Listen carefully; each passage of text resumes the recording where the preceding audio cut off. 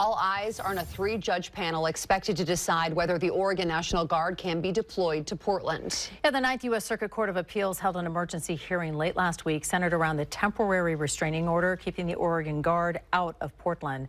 2 of the 3 judges on the appellate panel seem skeptical of the temporary restraining order granted by Judge Karen Immergut of the U.S. District Court in Oregon.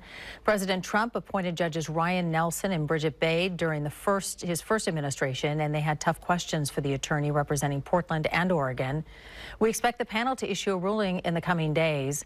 The hearing focused only on the Oregon National Guard and not the temporary restraining order issued last weekend to keep National Guard troops from other states out of Portland. It is unclear how a ruling in the case might impact the other order. And Portland's South Waterfront held one of its largest demonstrations as protesters marched to the ICE facility, meeting up with members of a naked bike ride protest also held this weekend. Thousands ended up gathering outside of the ICE facility, which did lead to some clashes. Fox 12's Drew Reeves is joining us live this morning. Drew, how does it look there this morning? Well, very quiet, as is typical here this early on in the morning. Nobody really here except for folks who are still staying in this small encampment that is outside of the ICE facility. But other than that, we are not seeing anybody out here, but definitely a very different picture from yesterday. The protest that ended up here yesterday was organized by Contra las Deportaciones and was a march against ICE and attempts to deploy the National Guard in Portland. There were also some protesters who had gathered outside of the facility.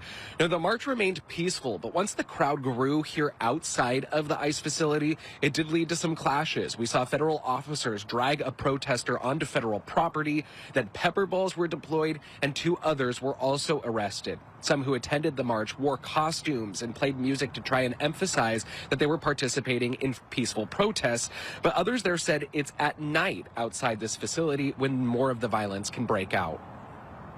ICE people are just trying to do their job, and we got people blocking them, blocking cars to come in, and it's not right. It's peaceful as of right now, but it can definitely turn when it gets.